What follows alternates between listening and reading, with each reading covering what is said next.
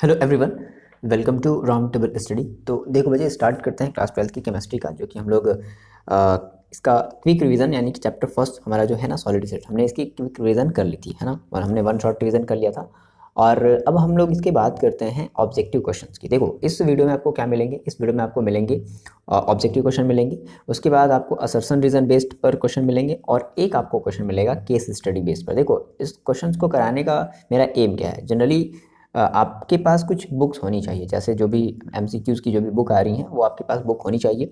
तो हम आपको एक बेसिक सा एक आइडिया देंगे कि किस तरीके से, जैसे हम अगर बात करें अभी देखो केस स्टडी टाइप के अगर क्वेश्चंस की बात करें, तो उसमें जो स्टेटमेंट लिखे होते हैं ना, उनका मतलब कभी कभी होता है, कभी कभी नहीं होता है। लेकिन आपका जब तक बेसिक सा कॉन्सेप्ट क्लियर नहीं रहेगा इस चैप्टर के रिगार्डिंग, तब तक आप केस स्टडी वाले क्वेश्चन नहीं कर पाओगे, ठीक है। तो हम सभी टाइप के क्वेश्चन देखेंगे। असर्शन रीजन के लगभग 8-10 क्वेश्चन हैं, और लगभग 8 क्वेश्चन हैं, और उसके बाद एक क्वेश्चन आपका केस स्टडी का, जिसमें हम लोग 5 क्वेश्चन को सॉल्व करेंगे, ठीक है। ठीक है, स्टार्ट किया जाए। चलो देखो, तो स्टार्ट करने से पहले अपने फ्रेंड्स लोग को शेयर कर दो वीडियो। चलो देखो, आ जाओ स्टार्ट करते हैं। पहला जो क्वेश्चन बोल रहा है, कह रहा है कि following is not a characteristics of crystalline solid. कह रहा है कि इनमें से ऐसी कौन सी जो कैरेक्टरिस्टिक्स है जो क्रिस्टलाइन सॉलिड को फॉलो नहीं करती है, ठीक है। तो देखो पहला कह रहा है क्या कि definite and characteristic heat of fusion. भाई ये तो सही बात है भाई, अगर क्रिस्टलाइन आपने पढ़ा था दो तरीके का, तो ये तो सही बात है। दूसरा है आइसोट्रॉपिक नेचर। आइसोट्रॉपिक देखो नेचर का नहीं होता था। हमारी जो क्रिस्टलाइन सॉलिड होती थी ना, वो हमारी एनिसोट्रॉपिक नेचर की होती थी, आइसोट्रॉपिक नेचर के नहीं होते थे। तो ऑप्शन नंबर क्या हो जाएगा आपका? ऑप्शन नंबर हो जाएगा बी। आ रही बात समझ?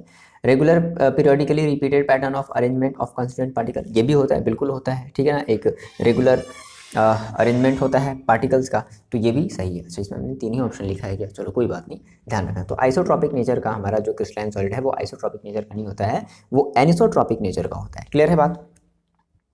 नेक्स्ट देखो, नेक्स्ट बात करते हैं। कह रहा है नेक्स्ट आपका जो क्वेश्चन है, ध्यान से देखो क्वेश्चन को। कह रहा है कि which of the following condition favour the existence of substance is solid state. इनमें से ऐसा कौन सा कंडीशन है जो किसी सॉलिड स्टेट को एज अ सॉलिड में ही बने रहने के लिए फेवरेबल कंडीशन है? देखो, तो हाई टेम्परेचर, अगर आप हाई टेम्परेचर दे दोगे तो क्या हो जाएगी?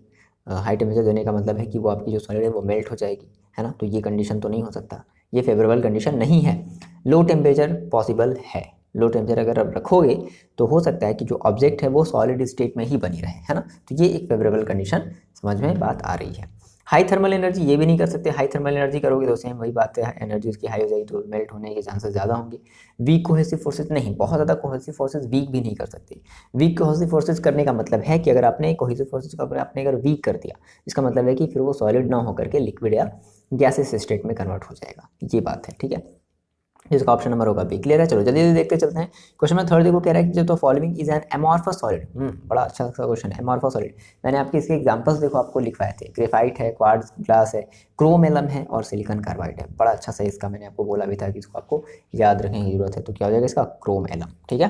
थर्ड का हो जाएगा आपके पास सी। क्लियर है बात? तो चीज़ों को आप ध्यान में रखो थोड़ा सा, है ना। और जो मार्केट में जो एमसीक्यूज जो बुक वगैरह आ रही हैं आप ले लो, सवाल वगैरह की है और भी अरिहंत वगैरह की हैं, तो की बुक्स जो हैं वो आप खरीद लो, ज़्यादा बेटर रहेगा। एक तरीका पता चलेगा, नंबर ऑफ क्वेश्चंस आपको उसमें से बहुत ज़्यादा देखने को मिलेंगे, ठीक है। देखो कह रहा है कि जब the following statement is not about amorphous solid. Amorphous solid में से कौन सा नहीं है? तो कंडीशन, अच्छा कह रहा है कि statement is not about amorphous solid. अच्छा, कौन सा स्टेटमेंट एमॉर्फस सॉलिड के बारे में हम नहीं बता सकते हैं? कह रहा है कि at heating they become crystalline at certain temperature. At heating, ठीक है, क्रिस्टलाइन हो जाते हैं। चलो ये बात तो सही कह रहा है, कह रहा है कि नॉट अबाउट, बट ये तो सही है। They may become crystalline on keeping long time. Crystalline अगर हम इनको रखते हैं एमॉर्फस सॉलिड को, मतलब सॉरी, ये अगर हम उसको लॉन्ग टाइम में अगर हम रखते हैं तो ये क्रिस्टलाइन भी हो जाते हैं, ये भी सही कह रहा है ना। नेक्स्ट कह रहा है कि amorphous solid can be moulded by heating. ये भी ठीक है, हम उसको मोल्ड कर सकते हैं, मतलब एक फॉर्म से दूसरे फॉर्म में कन्वर्ट कर सकते हैं। दे आर एनिसोट्रॉपिक, ये तो एकदम देखो बहुत गलत है। एनिसोट्रॉपिक नेचर में क्या होते हैं? जो अमॉर्फस सॉलिड होते हैं वो आइसोट्रॉपिक नेचर के होते हैं ना। कितना आसान है, ठीक है। तो इस तरीके से आइडिया लो थोड़े से क्वेश्चंस का, और क्वेश्चंस को ट्राई करो। क्वेश्चन की प्रैक्टिस बहुत ज़्यादा आपको करनी है। The sharp melting point of crystalline solid is due to. अब ये कह रहा है कि जो शार्प मेल्टिंग पॉइंट है किसी भी क्रिस्टलाइन सॉलिड की, वो किसकी वजह से होता है? तो फर्स्ट कह रहा है कि regular arrangement of constituent particle over a short distance in crystal. Regular arrangement, देखो एक रेगुलर अरेंजमेंट तो होता है, ठीक है ना, concentrated particle over a short distance of crystal. Short distance में तो नहीं होता, जनरली हमारे ये लॉन्ग डिस्टेंस तक होता है, ठीक है। Regular arrangement of constituent particle, एक मिनट यहाँ पर थोड़ा सा ये दिखता नहीं है, क्या है, regular arrangement of constituent particle observe over a long distance in crystal. Okay, देखो शार्प मेल्टिंग पॉइंट जो होता है वो जनरली किसकी वजह से होता है, तो एक मिनट, हाँ ठीक है, regular arrangement of constituent particle observe over a long distance in crystal, ये वाली आपकी कंडीशन होगी, ठीक है। लॉन्ग डिस्टेंस में क्या होता है कि रेगुलर अरेंजमेंट का अगर ऐसे है, ठीक है, तो उस केसेस में ही हमारे जो क्रिस्टलाइन सॉलिड्स हैं इनकी ही वजह से, मतलब इस कंडीशंस की वजह से हमारे जो क्रिस्टलाइन सॉलिड्स की जो मेल्टिंग पॉइंट है वो काफ़ी ज़्यादा शार्प होती है। आ रही बात समझ में, ऑप्शन नंबर बी हो जाएगा, ठीक है। देखो iodine molecules are held in crystal lattice by, iodine molecules generally किसके थ्रू होता है आपको ये बताना। तो आयोडीन मॉलिक्यूल है भाई, सेम है, I2 है, दैट मीन्स I और I हो जाएगा, तो क्या हो जाएगा इसका, आयोडीन का एक सिंपल सा एग्जाम्पल था, कोवैलेंट बॉन्ड्स के थ्रू हो जाएगा, ठीक है ना। तो ऑप्शन नंबर सी हो जाएगा, 6 का ऑप्शन नंबर सी हो जाएगा, ठीक है। एक मिनट, देखो यहाँ पर थोड़ा सा मिस्टेक हुआ है, कोवैलेंट हम बॉन्ड्स नहीं मानते हैं। हाँ देखो आयोडीन, एक थोड़ा सा कंफ्यूजन है कि आयोडीन को हम एज अ कोवैलेंट सॉलिड तो मानेंगे, जिसमें थोड़ा सा कंफ्यूजन हो गया था। आयोडीन को हम लोग कोवैलेंट सॉलिड तो मानते हैं, लेकिन कोवैलेंट बॉन्ड्स नहीं होते, उसमें वीक डिस्पर्सन फोर्सेज होती हैं ना। तो वीक डिस्पर्सन फोर्सेज होने का मतलब है कि आपकी ये लंडन डिस्पर्सन फोर्सेज होंगी, लंडन फोर्सेज होंगी, क्लियर है, ये ध्यान रखोगे, क्लियर है ना। चलो अच्छा, नेक्स्ट देखो आते हैं, नेक्स्ट अपने क्वेश्चन पर आते हैं, कह रहा है कि which of the following solid is not an electrical conductor, ठीक है। इनमें कह रहा है इनमें से कौन सा जो है वो इलेक्ट्रिक कंडक्टर नहीं है, इलेक्ट्रिक कंडक्टर नहीं है। तो देखो Mg मैग्नीशियम है, बिल्कुल है, TiO ये भी है, I2 नहीं है, आयोडीन नहीं है, ठीक है। ये जो है आपका एक इलेक्ट्रिकल कंडक्टर नहीं है, क्लियर है बात, ओके ठीक है, इसमें ऑप्शन मैंने गलत लगाया है, ध्यान रखना। I2 आपका क्या है, ये एक is not an electrical conductor, I2, clear है। अच्छा, जनरली डिपेंड यहाँ पर हो सकता है, यहाँ पर ये करता हो कि हम इसको सॉलिड स्टेट में ले रहे हैं या लिक्विड स्टेट में ले रहे हैं, बट फिलहाल यहाँ पर अगर कुछ नहीं लिखा हुआ है तो समझ लो आपको सॉलिड स्टेट में लेना है। तो ये आपका है जो I2 होगा वो क्या होगा, एक नॉन इलेक्ट्रिकल कंडक्टर होगा, ठीक है। ओके, देखो नेक्स्ट क्वेश्चन की बात करते हैं। नेक्स्ट क्वेश्चन देखो क्या करें, जो तो following is a network of solid, इनमें से कौन सा एक नेटवर्क ऑफ सॉलिड बनाता है, डायमंड, सिंपल सा बात है, डायमंड क्या करता है, नेटवर्क ऑफ सॉलिड को रिप्रेजेंट करता है, ठीक है। क्वेश्चन नंबर 9 की देखो बात करते हैं, विच of the following is not the characteristics of ionic solid, ionic solid की जो कैरेक्टरिस्टिक है वो इनमें से कौन सी नहीं है। तो फर्स्ट देखो कह रहा है क्या, very low of electrical conductivity in molten state, ionic solid है तो आयनिक सॉलिड की इलेक्ट्रिकल कंडक्टिविटी ही ज़्यादा होती है, ठीक है। उसके बाद कह रहा है कि ब्रिटल नेचर और very strong force of interaction, उसके बाद एनिसोट्रॉपिक नेचर। ओके देखो, very strong force of interaction ये भी होता है, आयनिक सॉलिड है तो very strong force of interaction होगा। और NaCl है ना, सॉरी आयनिक सॉलिड है, जैसे आयनिक सॉलिड का जैसे मान लो मैंने एक एग्जांपल ले लिया सोडियम, ठीक है, तो ये हमारा जो है एनिसोट्रॉपिक नेचर का होता है, ये भी सही बात है। और very low value of electrical conductivity नहीं होती है, high value of electrical conductivity होती है। आयनिक सॉलिड्स का काम ही क्या है, ठीक है, तो high value of electrical conductivity होती है, यानी कि ये वाला ऑप्शन गलत है इसके अकॉर्डिंग, मतलब टिक हम इस पर लगाएंगे, ठीक है, कंफ्यूज नहीं होना, क्लियर इतनी बात। ओके देखो नेक्स्ट पेज पर आते हैं। देखो जी बात करते हैं क्वेश्चन नंबर 10 की, कह रहा है कि graphite can not be classified as. देखो हम आपसे बार बार फिर से कहेंगे कि आपको प्रैक्टिस बहुत ज़्यादा करनी है ऑब्जेक्टिव क्वेश्चन की, ठीक है। तो बुक आप जो है देख लो कौन सी अच्छी बुक है, आपको पता है ना, जो भी आपको अच्छी बुक लगती है MCQs में वो आप बुक ले लो, ठीक है, हम आपको पहले बता चुके हैं, देख लो। तो कह रहा है कि इनमें से कौन सा जो है ग्रेफाइट जो है कैन नॉट बी क्लासिफाइड है, सॉरी ग्रेफाइट कह रहा है कि graphite can not be classified है। ग्रेफाइट को हम इनमें से क्या क्लासिफाइड नहीं कर सकते, कंडक्टिंग सॉलिड, भाई ग्रेफाइट हमारी कंडक्टिंग सॉलिड है, ठीक है, तो ग्रेफाइट कंडक्टिंग सॉलिड है। कह रहा है कि नॉट क्लासिफाइड ना, तो कंडक्टिंग सॉलिड तो है, नेटवर्क सॉलिड भी है, कोवैलेंट सॉलिड भी है, आयनिक सॉलिड नहीं है, तो इसका ऑप्शन हो जाएगा क्या बच्चे, आयनिक सॉलिड, ये आयनिक सॉलिड नहीं है, सही बात है ये, है ना, तो ये कैन नॉट बी क्लासिफाइड है, ये सही बात है।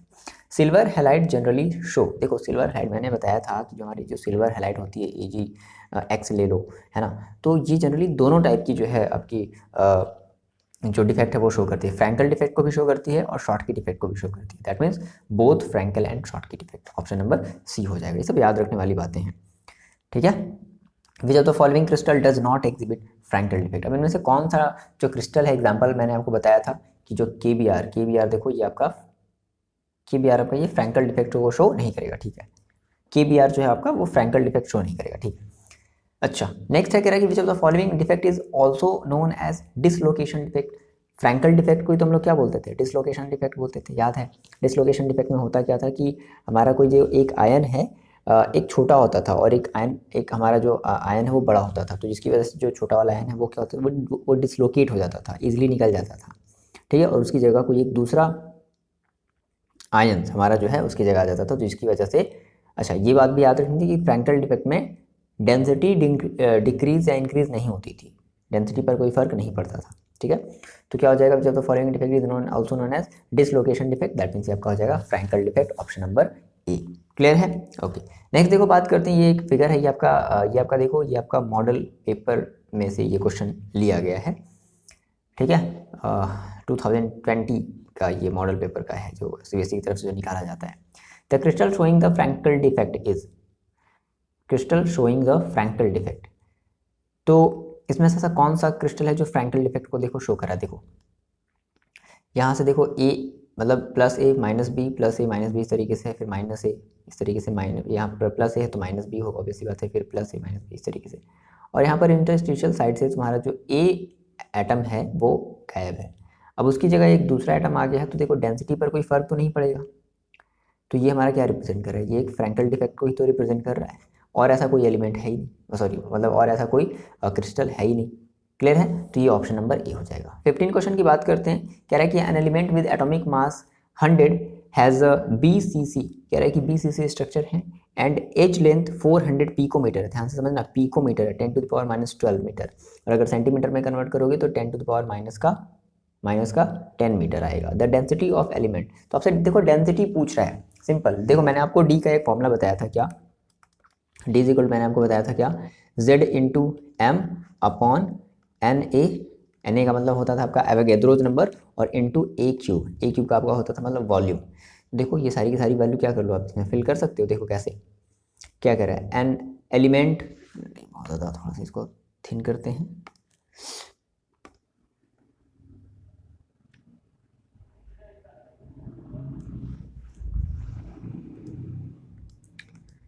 ओके।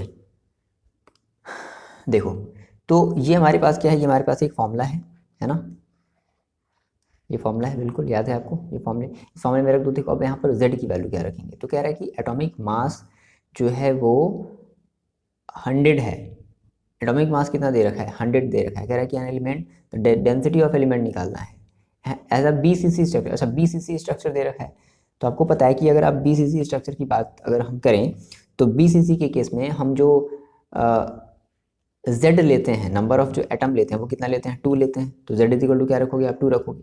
M की वैल्यू कितनी रखोगे, एटॉमिक मास, दैट मीन्स आपकी 100 दे रखी है। Na का मतलब कितना रखोगे, 6.022 इंटू 10 टू द पावर 23, ये रखोगे।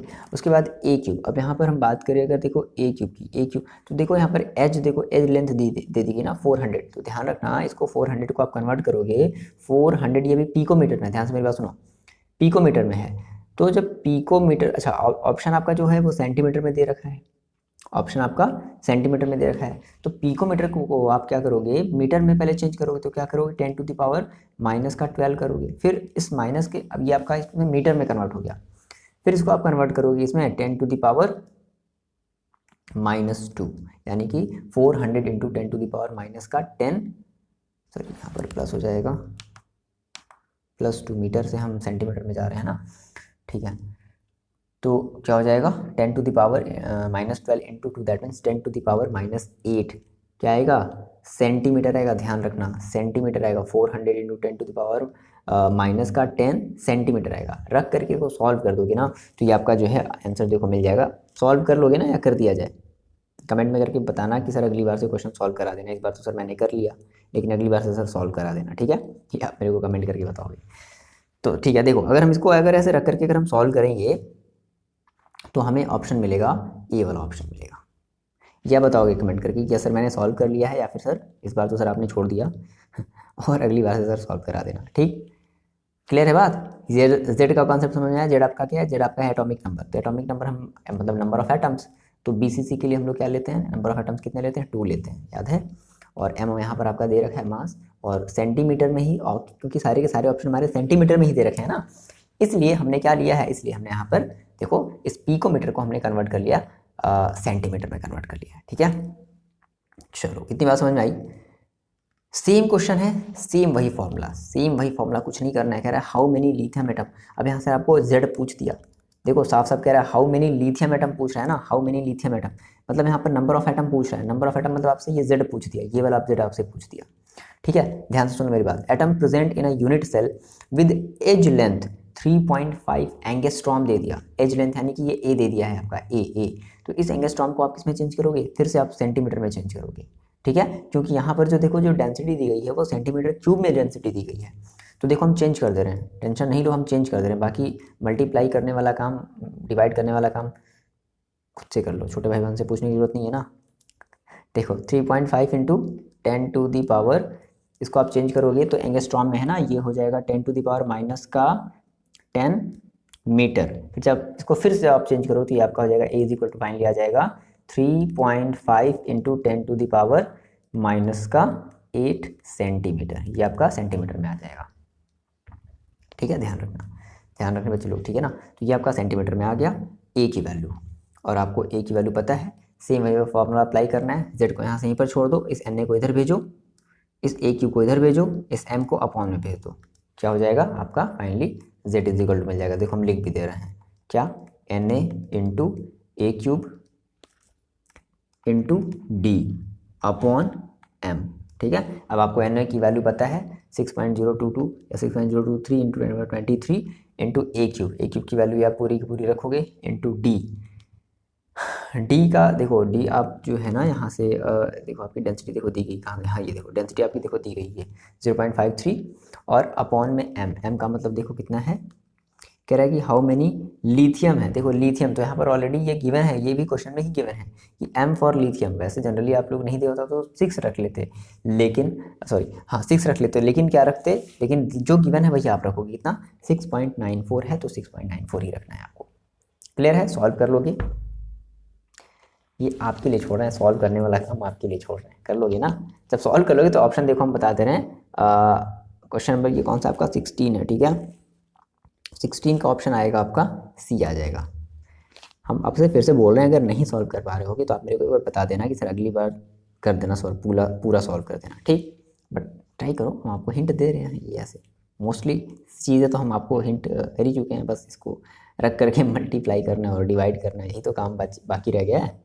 ठीक है, ओके, आ जाते बच्चे क्वेश्चन नंबर 17 में। देखो कह रहा है the correct order of the packing efficiency in different types of unit cell is. Packing efficiency की ये जो है ऑर्डर बोल रहा है, ऑर्डर बता रहा है। कह रहा है कि एफसीसी इज, आपको पता है, देखो सिंपल सी बात है ना, सोचो इसे छोड़ो जाने दो। आपको क्या पता है? आपको एफसीसी का पता है, बीसीसी का पता है, और सिंपल क्यूबिक का पता है। ठीक है, सिंपल क्यूबिक का पता है।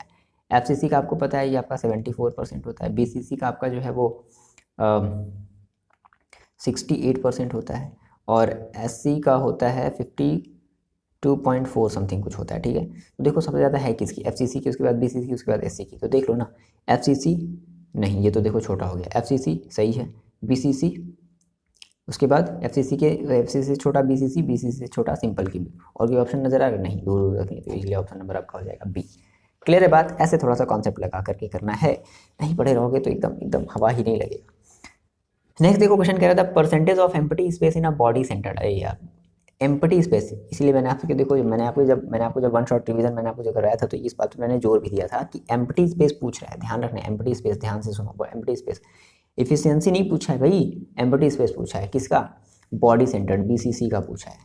तो देखो बीसीसी का जनरली होता कितना है, ये आपको अभी जस्ट पढ़ता है थोड़ी देर पहले, 68% होता है। तो एम्प्टी स्पेस क्या करोगे, 100 में से 68 को माइनस कर देना, कितना आ जाएगा? 32%। आ रही परसेंट में, तो ऑप्शन नंबर आपका जो है वो सी सही हो जाएगा। क्लियर है? चलो 19 क्वेश्चन की बात कर लेते हैं। देखो 19 क्वेश्चन क्या है, ओहो देखो ये ऑर्थोरोम्बिक सिस्टम है। ऑर्थोरोम्बिक सिस्टम का मतलब देखो आपको कंडीशन याद होनी चाहिए कि ऑर्थोरोम्बिक सिस्टम में मैंने आपको बोला भी था कि आप मेरे जाकर के थोड़े से लॉन्ग वाली वीडियोस को देख लो, वहाँ पर मैंने थोड़ा सा डिटेल में कुछ ट्रिक बताए हैं कि कैसे याद रख सकते हो।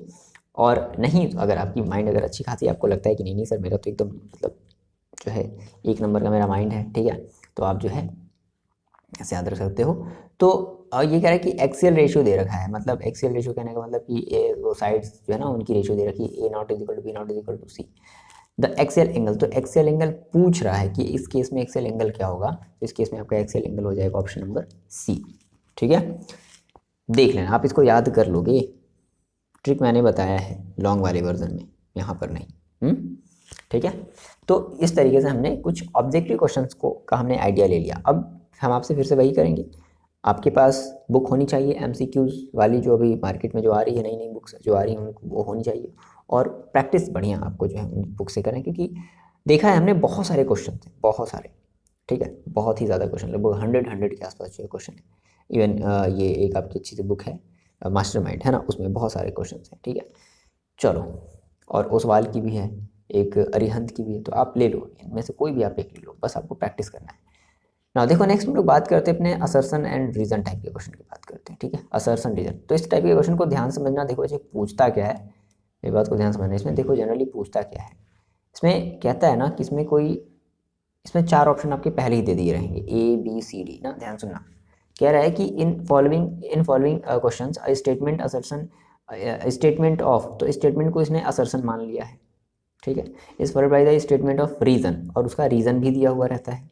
तो देखो अब यहाँ से 4 केसेस अराइज हो सकते हैं। पहला, if both assertion A and reason are true, मतलब असर्शन जो बोला है वो भी सही है, रीजन जो बता रहा है वो भी सही है, then and R is the correct explanation of. अच्छा, ये भी कह रहा है कि या में भी ये भी पॉसिबिलिटी हो सकती है कि जो रीजन जो बताया जा रहा है वो उस असर्शन का एक बढ़िया सा एक्सप्लेनेशन हो, तो उस केस में आप लगाओगे ऑप्शन नंबर A।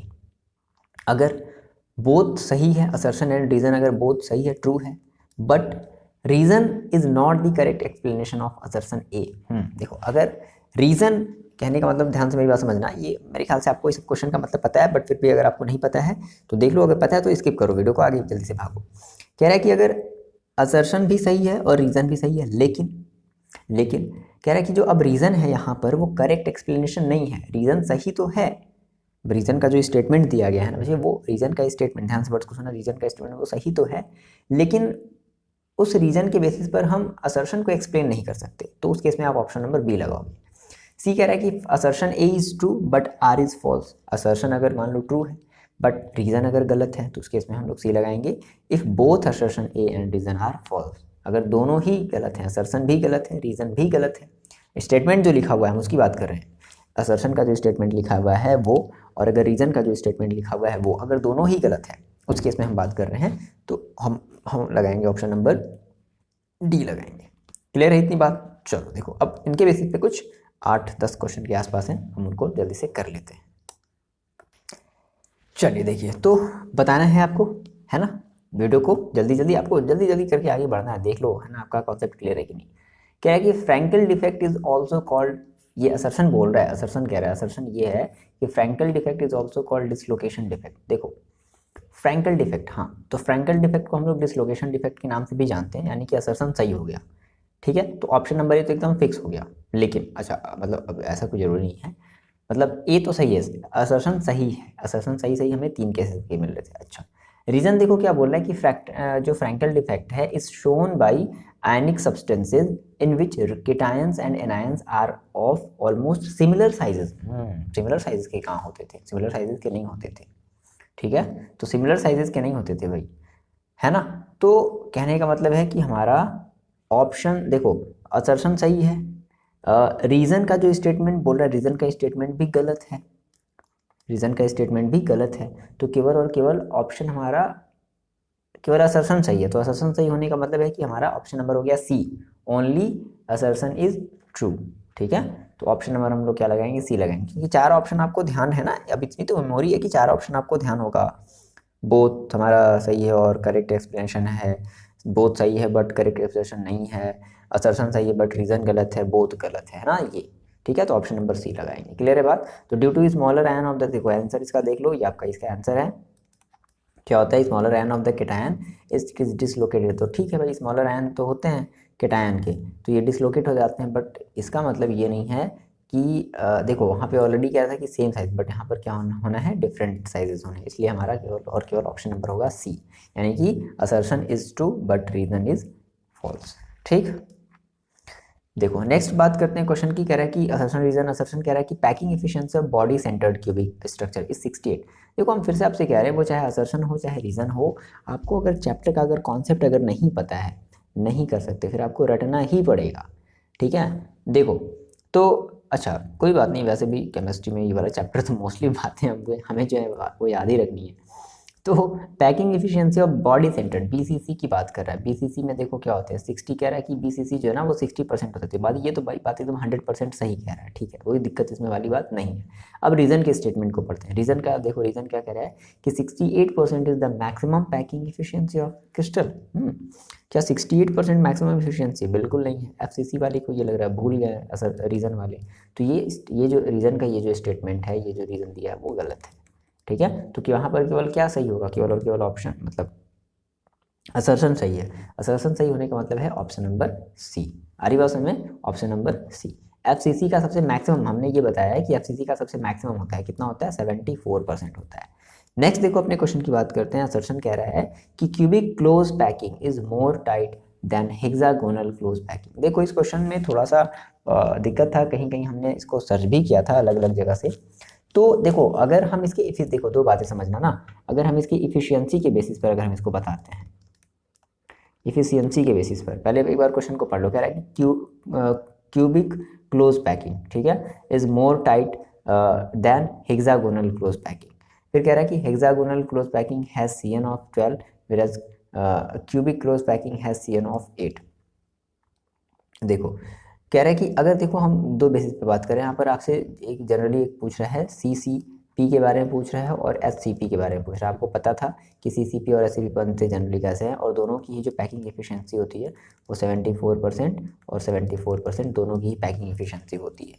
तो अगर इस एफिशिएंसी के बेसिस पर अगर आप बताओगे ना, वैसे जनरली हमें एफिशिएंसी की ही बेसिस पर बताना है इस समय इस चैप्टर के रिगार्डिंग।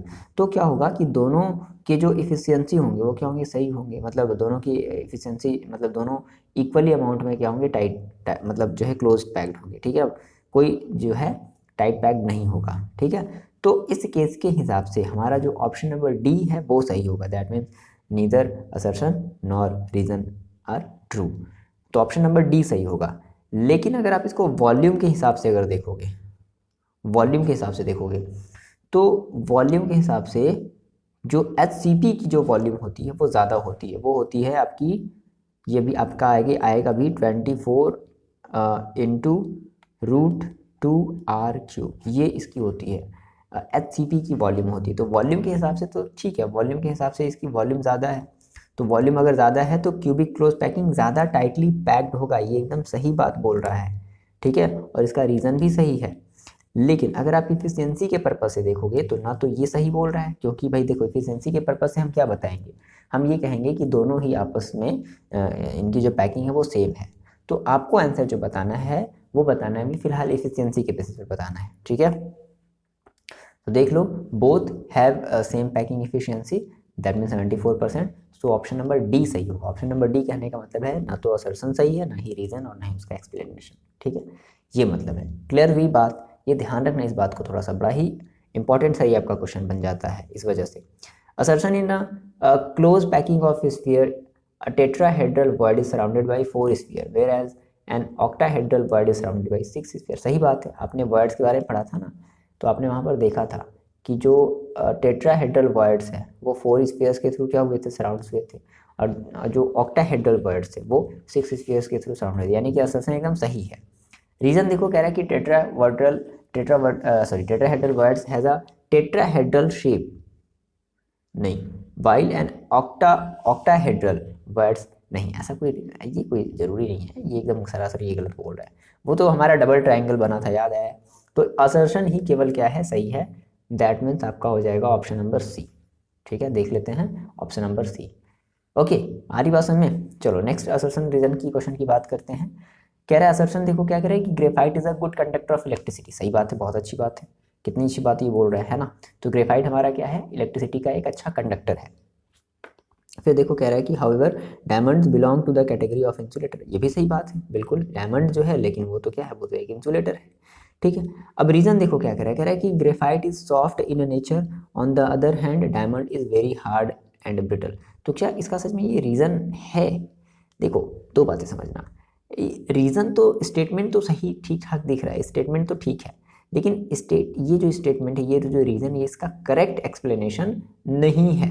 अरे बात समझ में, graphite is soft in nature, on the other hand diamond is very hard, ये बिल्कुल सही बात है, तो रीजन सही है, मतलब लेकिन करेक्ट एक्सप्लेनेशन, मतलब ये जो रीजन है वो इस ए का करेक्ट एक्सप्लेनेशन नहीं है। सो दैट्स मीन हमारा असर्शन भी सही है, रीजन भी सही है। असर्शन और रीजन दोनों सही होने का मतलब है कि हम लगाएंगे ऑप्शन नंबर बी। क्लियर है, ऑप्शन नंबर बी। आ रही बात समझ में? ठीक है ना, कंफ्यूजन नहीं है ना इसमें आपको लोगों को, ठीक। नेक्स्ट देखो हम लोग बात करते हैं अपने, अब आ जाते हैं केस स्टडी पर, ठीक है। देखो केस स्टडी टाइप के हम लोग क्वेश्चन पर आ जाते हैं। एक मिनट कुछ और क्वेश्चन 1 मिनट कर लेते हैं भाई, मेरे को लगा कि केस तो ये तो इतनी जल्दी कैसे सेशन डिज़ाइन खत्म हो गया।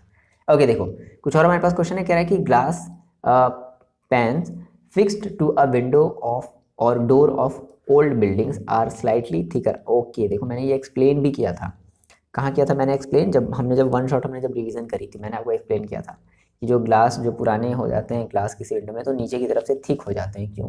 क्योंकि वो सुपर कूल्ड लिक्विड है, ऑब्वियसली बात है, ठीक है ना। तो वही ये कह रहा है कि slightly thicker at bottom than the top, सही बात है। तो रीजन क्या कह रहा है कि glass is a pseudo solid और सुपर कूल्ड लिक्विड। ये तो बातें ध्यान रखोगे कि ग्लास हमारी क्या है, एक स्यूडो सॉलिड है, या जिसको हम सुपर कूल्ड लिक्विड के नाम से भी जानते हैं। तो ये दोनों ही असर्शन और दोनों ही रीजन भी सही है, और रीजन इस असर्शन का क्या है, एक बढ़िया सा explanation, that means option number A, option number ए हो जाएगा। क्लियर है बात? ओके एक और क्वेश्चन देखो, देखते हैं, कह रहा है कि ना crystalline solids the value of resistance is different in different direction. Crystalline solid देखो हमने पढ़ा था कि क्रिस्टलाइन सॉलिड में अगर चलोगे इधर चलोगे, इधर की प्रॉपर्टी कुछ अलग होगी, इधर की प्रॉपर्टी कुछ अलग होगी, इधर की कुछ अलग होगी, इधर की कुछ अलग होगी। इसका मतलब है कि जो प्रॉपर्टी है, ठीक है ना, crystalline solid the value of resistance is different in different direction. क्यों? क्योंकि प्रॉपर्टी अलग अलग है, इसलिए जो इनकी कह सकते हो इनकी जो रेजिस्टेंस होगी इस डायरेक्शन में कुछ और होगी, इस डायरेक्शन में कुछ और होगी, ये मतलब है, ठीक है। कह रहा है कि crystalline solids are isotropic in nature. Crystalline solids are isotropic. Isotropic कहाँ होते हैं भाई, ये तो एनिसोट्रॉपिक होते हैं। ये तो एकदम सरासर ये स्टेटमेंट एकदम गलत है, मतलब रीजन गलत भी है और रीजन इसका सही भी नहीं है। दैट मीन्स केवल और केवल option A, that means option number C. Clear है बात? आ रही बात में? तो ऐसे हम लोग क्वेश्चन को करते हैं। चलो एक और देख लो जल्दी से बताओ मेरे को, इसका आंसर बताओ क्या हो जाएगा, बता लिया। देखो कह रहा है covalent crystal have generally very high melting point. सही बात है, कोवेलेंट जो क्रिस्टल्स होते हैं ना उनकी जो मेल्टिंग पॉइंट होती है वेरी हाई होती है। Covalent bonds are stronger than ionic bond. नहीं, कोवेलेंट बॉन्ड स्ट्रॉन्गर नहीं होते हैं, आयनिक बॉन्ड ज़्यादा स्ट्रॉन्गर होते हैं, ठीक है। आयनिक बॉन्ड है ज़्यादा स्ट्रॉन्गर होते हैं as compare to covalent bond से, ठीक। ओके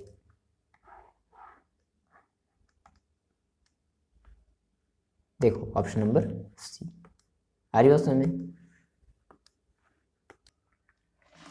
देखो जी बात करते हैं अपने हम केस बेस स्टडी की बात करते हैं, ठीक है। केस बेस क्वेश्चन मतलब हमारे ये कुछ मतलब पैसेज होंगे इस तरीके से, है ना, और इन पैसेज को पढ़ करके आपको आंसर देना होता है। जनरली होता क्या है, इस पैसेज से आपको कुछ लेना देना है, कभी कभी होता है कभी कभी नहीं होता है, बट आपको इस पैसेज को पढ़ने का मतलब है कि पूरे चैप्टर में इस टॉपिक यानी कि ये जो पैसेज जिस टॉपिक के बारे में है उस टॉपिक का आपको नॉलेज होना चाहिए। बिना अगर नॉलेज अगर नहीं रहेगा तो फिर चाहे जितनी बार भी इस पैसेज को पढ़ो आपको क्लियर नहीं होगा, ठीक है। चलो पढ़ लो एक बार इस पैसेज को, फॉर्मेलिटी के लिए पढ़ लो, ठीक है। पढ़ लिया, वीडियो को पॉज करके पढ़ लो। देखो अब आते हैं इसके क्वेश्चन पर, हम लोग सॉल्व करते हैं। 5 क्वेश्चन आएंगे, ये पैसेज दिया रहेगा और पैसेज के बेस पर 5 क्वेश्चन होगा, ठीक है ना। और आप वीडियो की लास्ट में कमेंट करके जरूर बताना कि आपको ये कैसा लगा, मतलब आप और चाहते हो, मतलब हर एक चैप्टर की भी ऐसी एमसीक्यू चाहते हो या नहीं चाहते हो, बताना जरूर है कमेंट करके, ठीक है। देखो आते हैं फर्स्ट क्वेश्चन पर। फर्स्ट क्वेश्चन देखो क्या कह रहा है, the empty space left in SCP. देखो यहाँ पर एचसीपी की बात हो रही है, एससीपी की बात हो रही है, ध्यान से बात को समझो मेरी, एससीपी की बात हो रही है, ठीक है। हेक्सागोनल क्लोज पैकिंग की बात हो रही है। तो हेक्सागोनल हेक्सागोनल क्लोज पैकिंग के केस में कह रहा है कि एम्प्टी स्पेस कितने होते हैं। सिंपल सी बात है, टोटल होता है 100 माइनस क्या कर लो 74 कर लो, कितना आ जाएगा, ये आपका आ जाएगा कितना 26% आ जाएगा। दैट मीन्स ऑप्शन नंबर ए हो जाएगा। आ रही बात में देखो, तो क्या है ये, मतलब प्रीवियस नॉलेज ही तो है। प्रीवियस नॉलेज अगर आपको नहीं रहेगा तो आप कैसे कर पाओगे, ऑप्शन नंबर क्लियर है। नेक्स्ट क्वेश्चन की बात करते हैं। 5 क्वेश्चन पूछेंगे, पैसेज दे करके 5 क्वेश्चन पूछेगा, 5 क्वेश्चन पूछेगा। देखो दूसरा कह रहा है the volume of the ACP. देखो वॉल्यूम ध्यान रख लेना, आप तीनों के वॉल्यूम याद रख लो, एससीपी का याद रख लो, और जो है आपका एफसीसी का याद रख लो, बीसीसी का याद रख लो, ठीक है। तो तीनों के आप वॉल्यूम याद रख लो। तो जनरली एससीपी का जो होता है वो होता है ये 24/√2 r³, ठीक है। ये मैंने आपको बताया था, बताया था मैंने शॉर्ट वाले वीडियो में। अगर बताया होगा तो ठीक है, नहीं बताया है तो कोई बात नहीं, आप यहाँ से इन तीनों को लिख लो, है ना। वॉल्यूम ऑफ यूनिट सेल अलग अलग, एससीपी की कितनी होती है, एफसीसी की कितनी होती है, बीसीसी की कितनी होती है, और सिंपल क्यूबिक की कितनी होती है। इस वाले रिलेशन से इस वाले रिलेशन से आता है। क्लियर है बात, ये याद रखने वाली बात है, इनको ध्यान से 2-3 बार 4 बार पढ़ लेना ताकि याद हो जाए ये चीज़, ठीक है। नेक्स्ट देखो, नेक्स्ट टाइप के क्वेश्चन पर आते हैं। नेक्स्ट क्वेश्चन देखो क्या कह रहा है, the space the space occupied by sphere in BCC arrangement. BCC arrangement का बोल दिया, सिंपल सी बात है, आपको पता है बीसीसी अरेंजमेंट है ना, 68% होगा। क्लियर है बात, चलो 68% होगा, ठीक है, ऑप्शन नंबर सी। ओके, एक और हमारा क्वेश्चन है, देखो कह रहा है कि certain oxides of metal M. हाँ देखो इस टाइप का क्वेश्चन मैंने आपको बताया था, इस टाइप का क्वेश्चन सॉल्व करना शॉर्ट वीडियो में तो नहीं बताया है, बट लॉन्ग वाले मैंने वीडियो में बहुत अच्छे तरीके से मैंने डिटेल में देखो इसको डिस्कस किया। देखो करते क्या, कुछ नहीं, कह रहा है कि एक सर्टेन ऑक्साइड्स ऑफ मेटल है, ठीक है, मेटल का ऑक्साइड है कुछ, crystallizes in such a way that O2 minus ion O double minus ion occupies है। देखो एससीपी, ये ध्यान रखना है, ये इंपॉर्टेंट चीज़ है, एससीपी अरेंजमेंट है, यहीं से आपको पता चलेगा। एससीपी अरेंजमेंट है, अरेंजमेंट फॉलोइंग ए बी इस तरीके से पैटर्न बना करके दे रखा है। The metal ions however occupy 2/3 of the octahedral. देखो कह रहा है कि जो मेटल आयंस हैं वो क्या कर रहा है, occupy 2/3 of the octahedral words, मतलब ऑक्टाहेड्रल वर्ड्स का 2/3 क्या कर लिया, ऑक्यूपाई कर लिया। The formula of the compound, इस फॉर्मूला ऑफ द कंपाउंड देखो क्या होगा। देखो दो बातें, अगर इसका शॉर्ट तरीके से अगर करना चाहते हो तो अगर एचसीपी है तो जो रेशियो दी रहती है ना उसी रेशियो में हम लोग ले लेते हैं, है ना।